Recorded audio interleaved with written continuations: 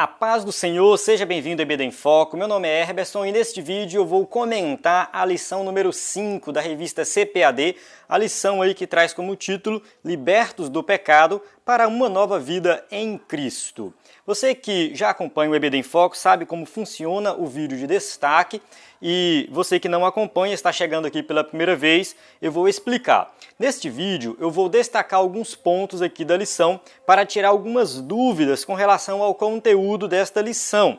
A gente já tem um vídeo que foi postado no começo da semana comentando toda a lição, tópico, subtópico, usando o slide em PowerPoint. Inclusive você pode acessar o site ebdenfoco.com para baixar o conteúdo extra que a gente tem lá em PDF, vídeo, áudio e também o slide em PowerPoint para você ministrar uma aula na sua igreja. Bem, vamos lá. Aqui no vídeo de destaque desta semana eu vou destacar alguns pontos da lição que se encontra baseado aí na carta de Paulo aos Efésios, capítulo 2, do versículo 1 ao versículo 10. Eu vou enfatizar esta passagem bíblica. Eu vou tirar um pouco assim o foco da lição, a gente vai meio que dar uma fugida assim do conteúdo da lição, claro, porque a lição ela explica o texto bíblico. Então eu vou explicar o texto bíblico procurando me aprofundar em alguns pontos, justamente para complementar aqui o conteúdo da lição. Então o vídeo de destaque desta semana eu vou fazer parecido com o vídeo de destaque da semana passada. O que eu fiz semana passada? Eu preparei um sermão, eu escrevi este sermão, um texto, preparei um texto e ministrei este sermão completo. Acontece que o vídeo ficou um pouco grande e tem gente que não gosta de vídeo muito grande, quer ir algo assim mais direto ao ponto, quer assistir algo mais direto ao ponto. E aí, nesta semana, eu escrevi o sermão também. Esse sermão está disponível para download. Eu estou com ele aqui no tablet. Eu não imprimi essa semana justamente para economizar aqui um pouco de papel, né? Mas eu estou aqui com ele no tablet. Ele deu 11 páginas, isso mesmo. Eu coloquei aqui uma fonte também tamanho 14, uma fonte um pouco grande, mas assim, o da semana passada deu 6 páginas, esse deu 11 páginas, mas é um sermão completo, onde eu escrevo detalhadamente aqui o sentido do texto para aquela época, trazendo aplicações para os dias de hoje. É uma pregação que você, inclusive, pode usar na sua igreja. Você pode baixar este sermão na descrição do vídeo. Se você estiver assistindo dentro da plataforma do EBD em Foco ou no YouTube, você consegue baixar. Lá ele está bem detalhado mesmo, talvez até mais detalhado do que aqui no vídeo. Então, se você prefere estudar lendo, ao invés de assistindo um vídeo, baixa esse sermão e dá uma lida e compartilha também, porque ele é muito bom, conteúdo excelente aí para você que vai ministrar esta aula. Então vamos lá, como eu falei no início, o foco aqui vai ser a passagem bíblica, eu quero focar dentro da passagem bíblica. Eu fiz a exegese do texto e preparei este sermão destacando aqui alguns pontos. Só quero esclarecer para os irmãos, se você tiver ouvindo uma música de fundo, é porque o vizinho resolveu aqui, final de semana, fazer um churrasco, não sei o que foi, está ouvindo um som um pouco alto ali. Agora mesmo ele parou, mas estava com o som ligado ali. Então, se vocês ouvirem aí alguma música de fundo, não fui eu que coloquei, né? Foi o vizinho ali da frente. Mas enfim, eu estou nesse negócio da quarentena, a gente está improvisando algumas coisas aí. Então, inclusive, aqui o local de gravação também é meio improvisado. Mas vamos lá. A gente não vai deixar de fazer por causa disso. A passagem que a gente vai explicar é Efésios 2. Então, a gente já explicou Efésios capítulo 1. Tivemos algumas aulas e, claro, a gente vai se manter dentro do contexto, explicar o texto dentro do contexto. Então, é importante entender toda a carta de Paulo aos Efésios para que nós possamos compreender esta passagem especificamente aqui. Então, no capítulo 1, Paulo, a gente estudou na aula anterior, por exemplo, né, o parágrafo anterior a essa passagem aqui, Paulo fala de iluminação, pede sabedoria a Deus, iluminação para conhecimento de Deus, e aí ele vai dizer ali algumas coisas que nós vamos aproveitar aqui. Ele vai falar que Cristo ressuscitou, o poder de Deus ressuscitou Cristo, colocou Cristo assentado à direita nas regiões celestiais.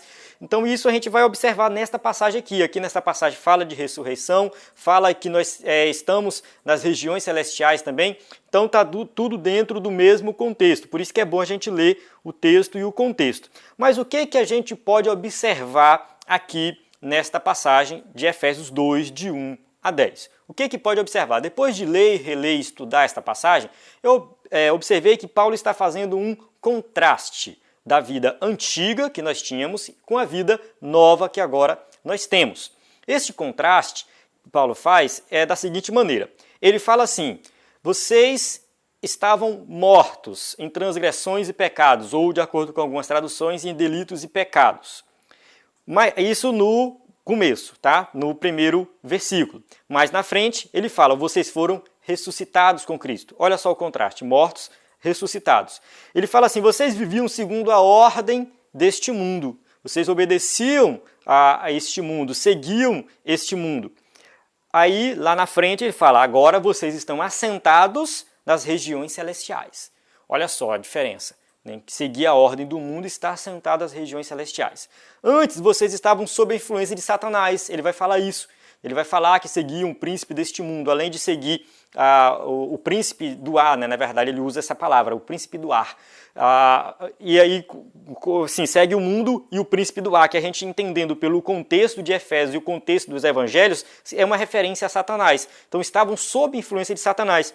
E quando a gente vai ver mais na frente, significa que os salvos em Cristo estão agora sob a influência de Deus, estão debaixo da proteção de Deus, né? E por último, os ímpios satisfazem a carne, no caso nós, antes de nos convertermos, nós vivíamos na carne, satisfazendo os desejos da carne, e agora nós praticamos as boas obras que foram preparadas por Deus para que nós praticássemos, vivêssemos nelas. Então, o que a gente observa é justamente este contraste da antiga vida com a nova vida. Então eu coloquei assim, a diferença entre aqueles que merecem a ira e aqueles que receberam a graça. Porque quem vive segundo o curso do mundo, quem está morto em delitos e pecados, vive segundo o curso do mundo, está sob a influência de Satanás e faz os desejos da carne, pratica os desejos da carne, esses, no finalzinho do versículo 3, né, capítulo 2, versículo 3,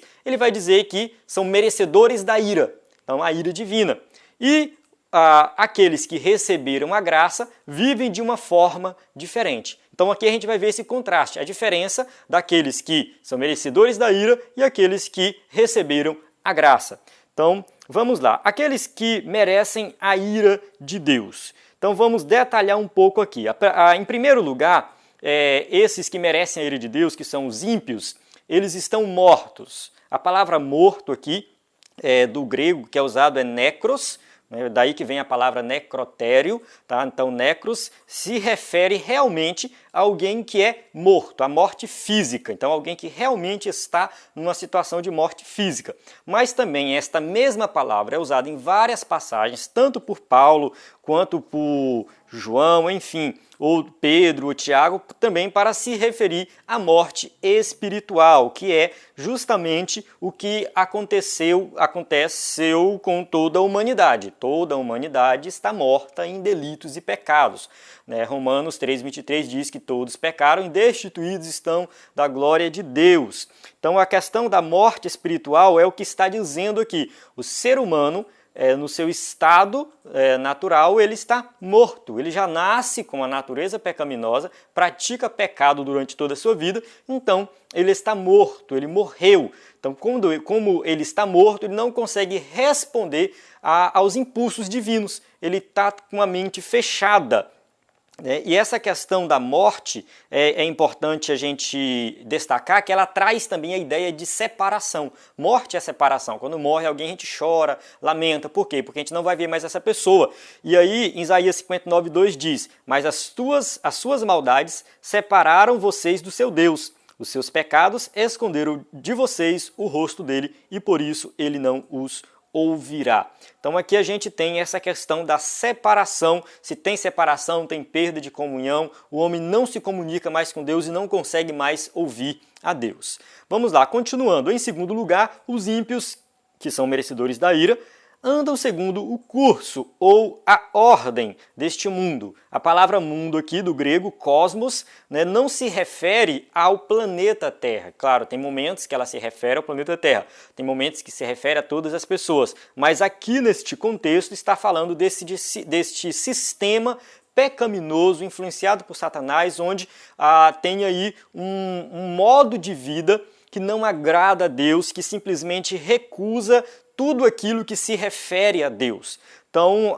esse modo de vida, seguir o curso deste mundo, é viver na prática do pecado e achar tudo normal, achar que está tudo bem, achar que não tem nenhum problema. É assim que vivem as pessoas do mundo. Elas vivem no pecado, praticam pecado, ofendem a Deus e isso para elas não traz assim nenhum peso na consciência. Então, seguir o curso deste mundo é viver na prática do pecado, da injustiça. John Stott, no seu livro sobre comentando Efésios, ele fala assim, sempre que os seres humanos são desumanizados pela opressão política, ou pela tirania burocrática, ou por um ponto de vista secular, repudiando a Deus, ou amoral, repudiando absolutos, ou materialista, glorificando o mercado consumidor, pela pobreza, pela fome, ou pelo desemprego, pela discriminação racial, ou por qualquer forma de injustiça. Aí podemos detectar os valores sub-humanos do presente século e deste mundo. Quando a gente fala de pecado, muitas vezes o que vem na nossa mente é relacionado a mentira, a roubar, a matar, a pecados sexuais. A gente esquece um pouco das injustiças que acontecem no mundo, as opressões. A gente vê aí a questão do racismo, discriminação racial. Tudo isso aqui John Stott coloca dentro desse contexto e eu concordo plenamente com ele. Esse sistema mundano envolve tudo isso. Não envolve só aqueles pecados que a gente está acostumado, mas todo tipo de injustiça, toda prática de injustiça, de opressão que acontece nos dias de hoje, faz parte deste sistema mudando do curso desse mundo. Em terceiro lugar, os ímpios vivem sob a influência de Satanás. Fica bem claro ali que eles seguem o príncipe do ar, seguem aí esse ser espiritual que está aí no comando deste mundo, podemos dizer assim, um comando deste sistema pecaminoso que acontece por aí. Então as pessoas elas estão sendo oprimidas por Satanás. É claro que as pessoas ainda são responsáveis pelos seus atos, elas não podem dizer assim, eu pequei porque Satanás me influenciou. Não, é claro, tem a influência de Satanás, mas o pecado é uma escolha humana, a pessoa escolhe pecar. O que eu quero destacar aqui é que essa influência demoníaca ela está voltada para os ímpios, para quem não crê em Jesus como Salvador. Do meu ponto de vista, eu acredito que os salvos em Cristo Jesus não podem sofrer possessão demoníaca e também nem influência assim, no sentido de que o Satanás vai interferir na vida do cristão. É claro que isso é um pouco, assim, tem um pouco de divergência, algumas pessoas acreditam de forma diferente, mas tem uma linha teológica que ensina assim, que quem está em Cristo, o maligno não toca, então não pode sofrer nenhum tipo de possessão e Satanás não tem poder sobre quem está em Cristo. Eu vou nessa linha de raciocínio teológica, que quem está em Cristo não vai sofrer nenhum tipo de influência demoníaca. Então Satanás está aí procurando aquele ao derredor, rugindo como um leão, mas ele não tem esse poder, essa autoridade para tocar, a não ser que, claro, Deus permita, como foi no caso de Jó, que Deus permitiu, mas eu penso que a gente está na proteção de Deus, esse é o que eu entendo, mas quem está no mundo está sob a influência de Satanás. Continuando aqui, em quarto lugar, os ímpios satisfazem o desejo da carne, é o que está no versículo 3, aí vai falar que eles seguem o desejo da carne e os seus desejos e pensamentos.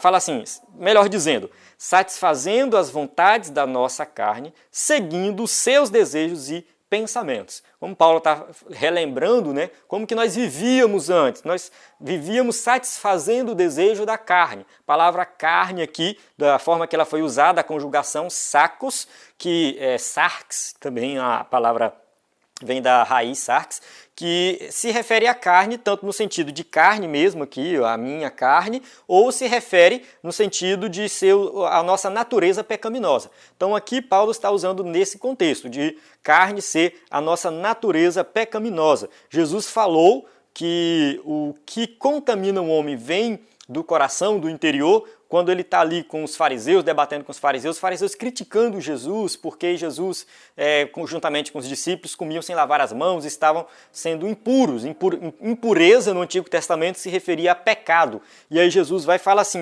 porque do coração procedem os maus pensamentos, mortes, adultérios, fornicação, furtos, falsos testemunhos, blasfêmias.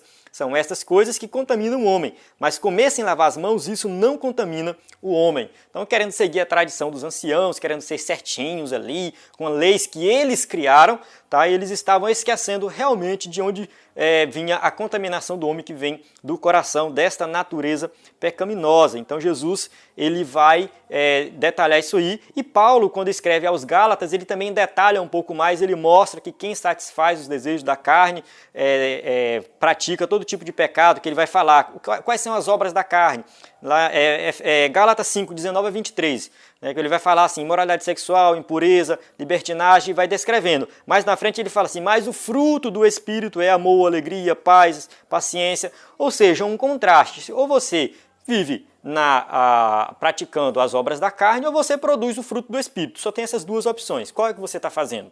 Então, aí a gente entende que essa questão do ímpio, ou falando de nós, antes de nós nos convertermos, como que nós vivíamos, como que era a nossa situação. E diante de tudo isso, Paulo vai encerrar esse pensamento no final do versículo 3 falando assim, estes são merecedores da ira de Deus.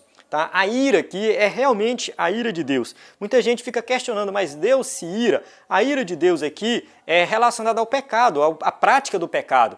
Deus ele é santo. Tá? Ele é santo. E Deus é justo também. Então o pecado ele tem que ser punido. De alguma forma o pecado tem que ser punido. Eu sempre coloco isso assim, que imagina um universo onde a prática da injustiça não recebe nenhum tipo de punição. Tá? Imagina aí, por exemplo, Adolf Hitler, que matou 6 milhões de judeus, mas fez um monte de atrocidade. Imagina que Adolf Hitler simplesmente morre e acaba. Não acontece nada com ele. Simplesmente morreu, acabou. Onde fica a justiça nesse universo que a gente vive? Então, seria algo muito injusto.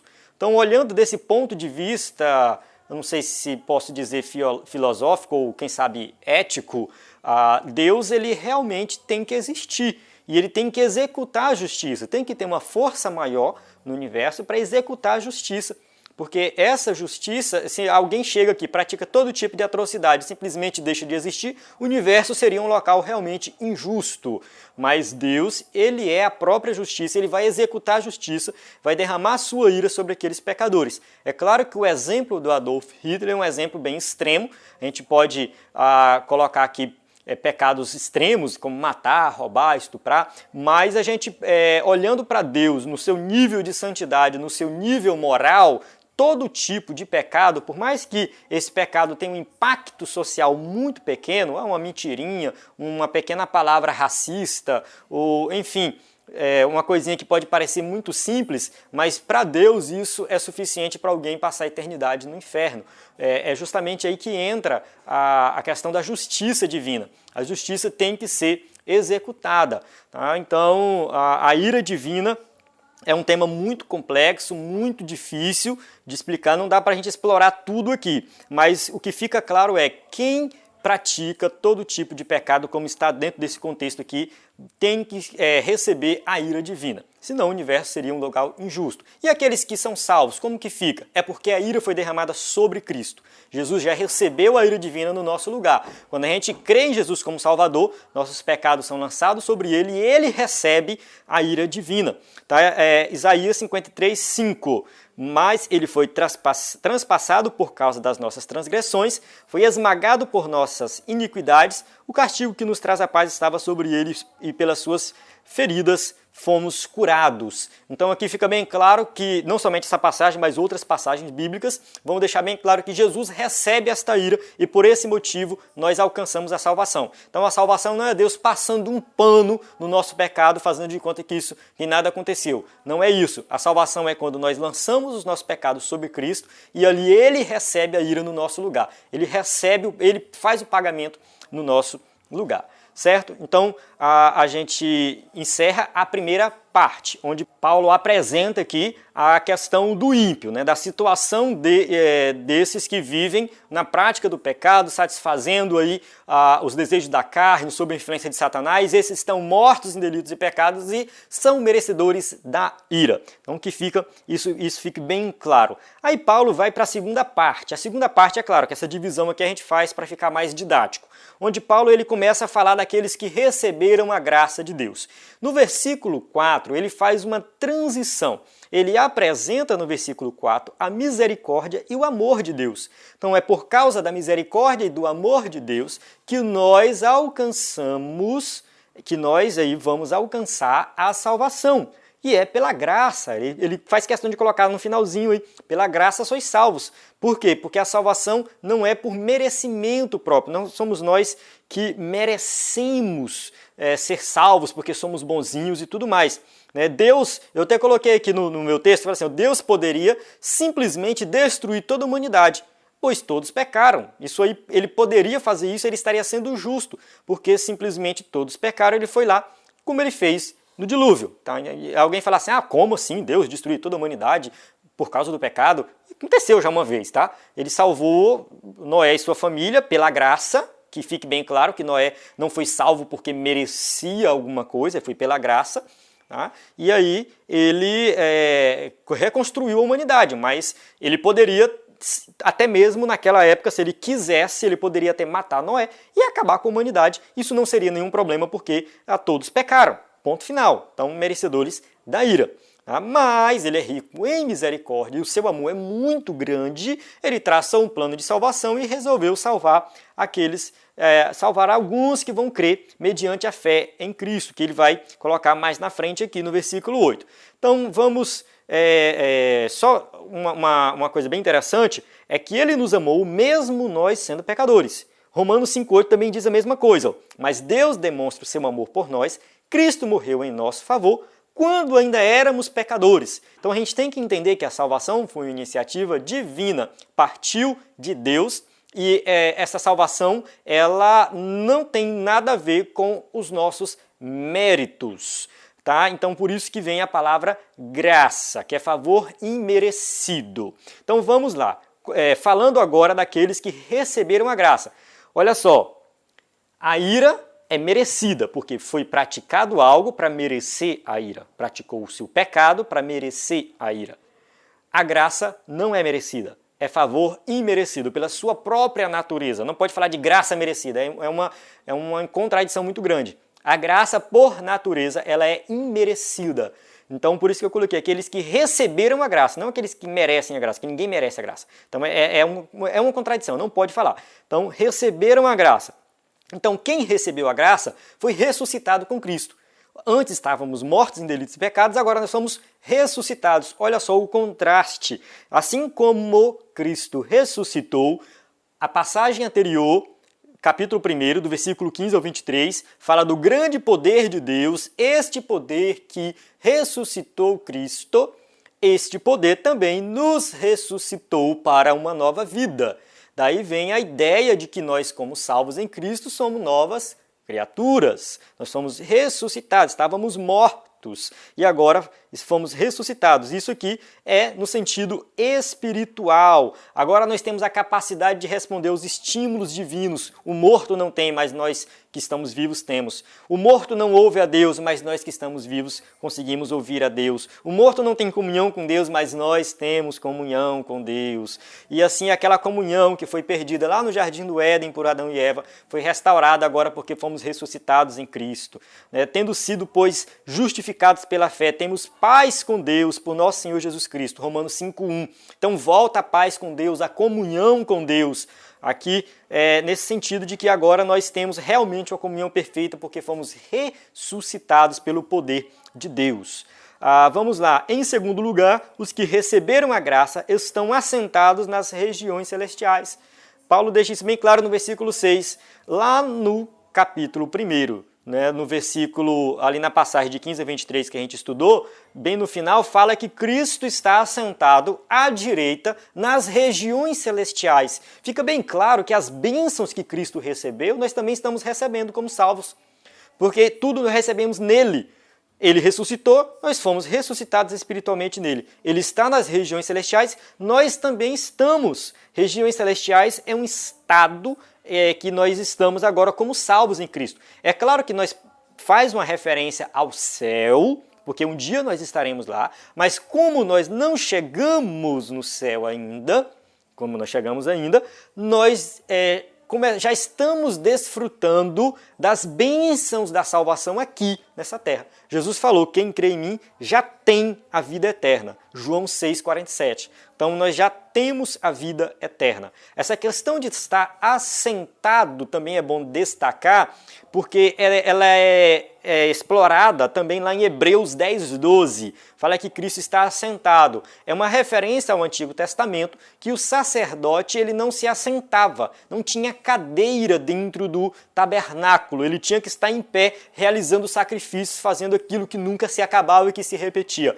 Mas o sacrifício de Cristo foi único. Ele pagou o preço uma única vez e ponto final, acabou o trabalho. Por isso que ele está assentado, ele não tem mais nada para realizar com relação à obra da salvação. Ela já foi realizada, está consumado e ponto final. Então a obra já foi realizada. E colocando nós também como assentados nas regiões celestiais, significa o quê? Que o que nós temos que fazer para ser salvo é ter fé em Jesus.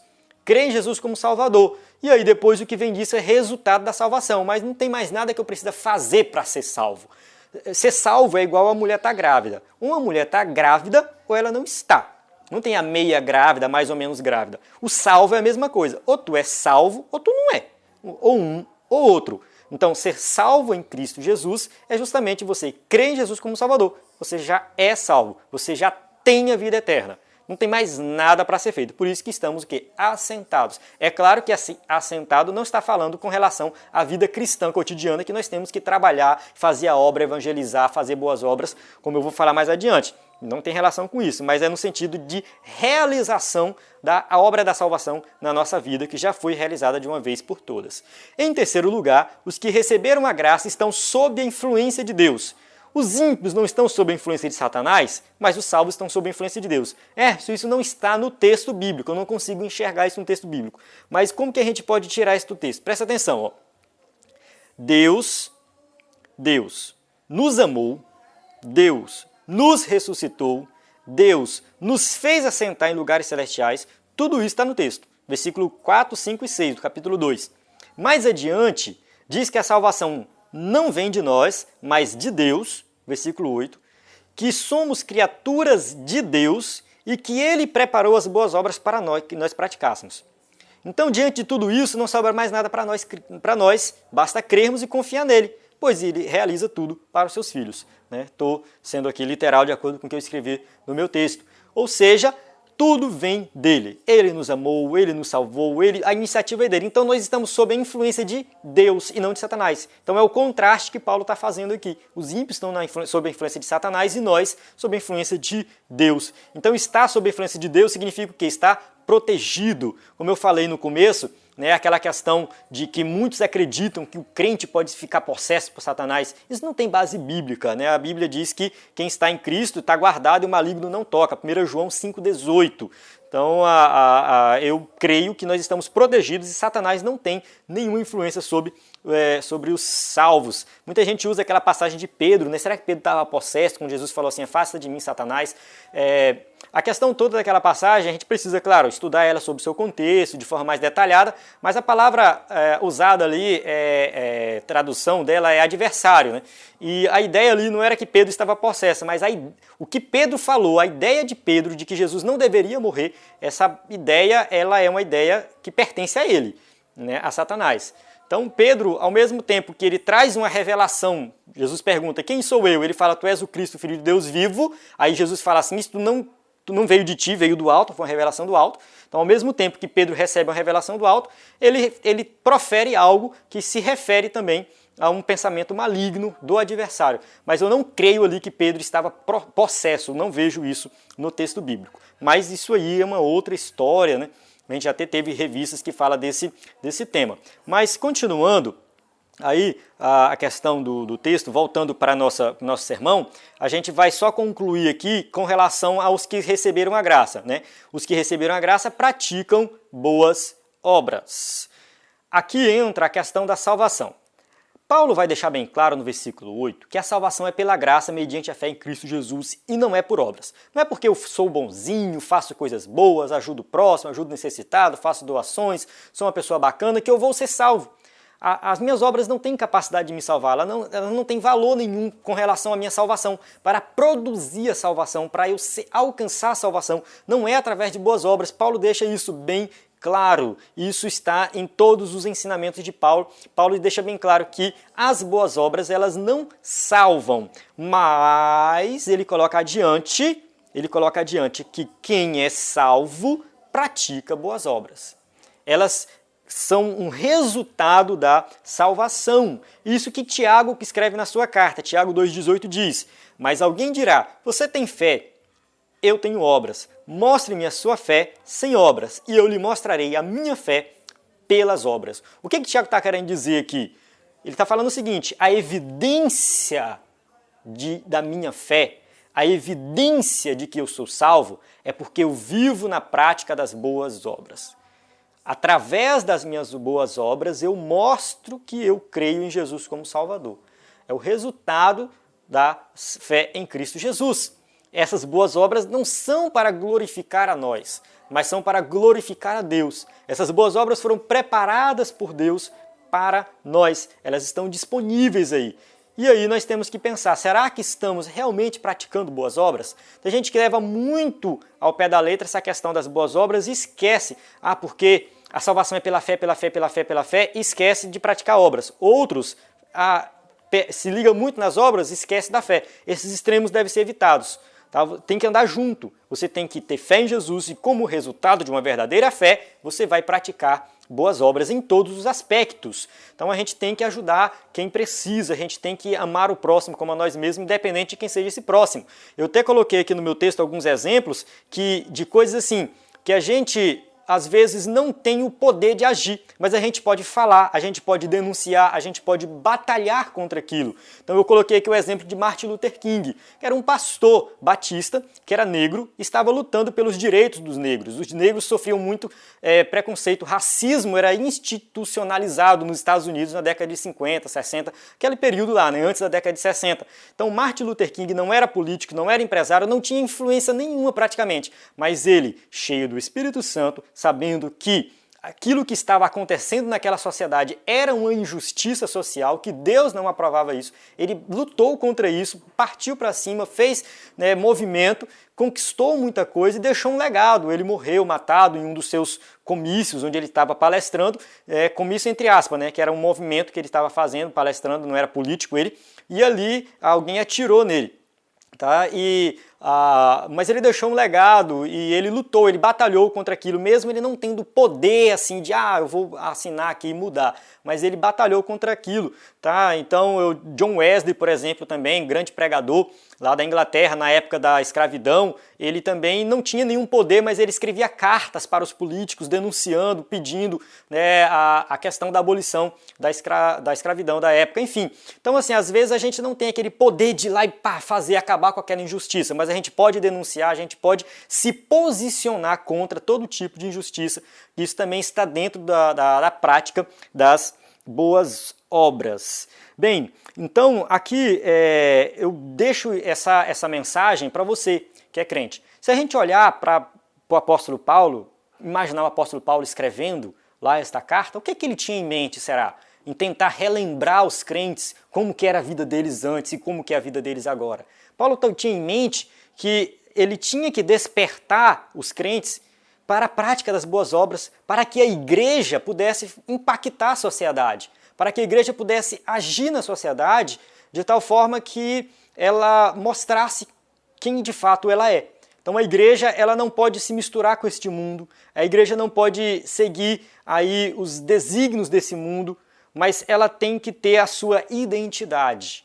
Então Paulo está mostrando, vocês eram assim antes, agora vocês são diferentes. Então a igreja tem que ser sua identidade, ela tem que resgatar sua identidade. E a igreja somos nós. Como que nós vamos fazer isso? vivendo como crentes, não vivendo como ímpios, praticando boas obras, estamos assentados nas regiões celestiais, estamos sob o domínio de Deus, sob a influência de Deus, fomos salvos pela graça, mediante a fé em Cristo Jesus, para a prática das boas obras. Fazendo isso, nós vamos impactar esta sociedade. Não é dependendo de político, não é dependendo de isso, de aquilo, ou de um empresário. A igreja não depende de nada disso. A igreja depende simplesmente de Deus, porque nós estamos assentados nas regiões celestiais juntamente com Cristo. Amém? Então, eu encerro aqui. Espero que você tenha compreendido, espero que você tenha gostado.